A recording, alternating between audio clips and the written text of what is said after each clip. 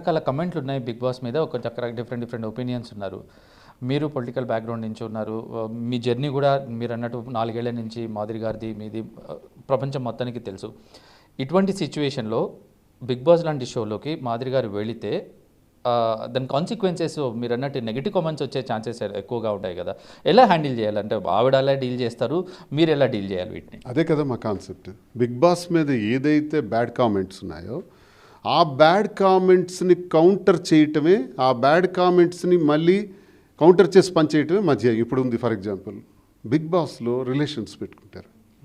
ఆ రిలేషన్స్ అన్నా చెల్లి అని, తల్లి కొడుకు అని, లేకపోతే లవర్స్ అని పెట్టుకుంటారు. వెళ్ళిన మొదటి రోజు నుంచి నాగార్జున గారితో కలిసిన దగ్గర నుంచి ఈ రోజు వరకు కూడా మీరు మాధురి గారి లైన్ చూశారు. ఆ లైన్ ఏంటంటే, ఈ రిలేషన్స్ మీకు అవసరమా? ఈ రిలేషన్స్ ఎందుకు పెట్టుకుంటున్నారు?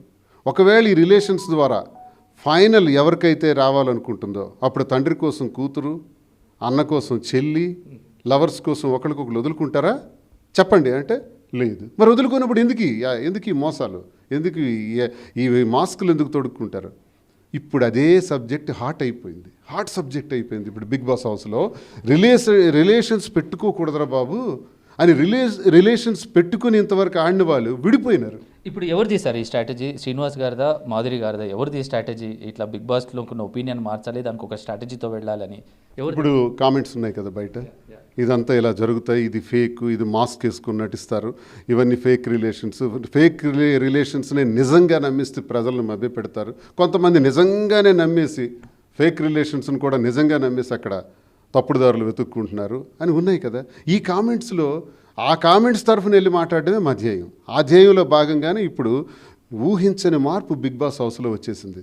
మొన్నటి వరకు 30-35 రోజుల వరకు రిలేషన్స్తో ఉన్న వాళ్ళందరి రిలేషన్స్ పటాపంచలైపోయినాయి. ఇప్పుడు ఎవరు ఇండివిజువల్ గేమ్ వాళ్ళు ఆడుతున్నారు. అక్కడే మా మొదటి విజయం. అందుకే మీకు చెప్పాను, ఈ రోజు వరకు బిగ్ బాస్ ఒక లెక్క, రేపటి నుంచి మరో లెక్క. నేను ఎందుకు చెప్పానంటే ఈ కౌంటర్ మాది గట్టిగా ఉంటుంది. 2, ఈ గేమ్స్ ఆడేటప్పుడు కూడా, టాస్క్స్ పెట్టేటప్పుడు కూడా ఒక సిస్టమ్ ఉండాలి. తర్వాత బిహేవియర్ కూడా, బాడీ లాంగ్వేజ్ కూడా.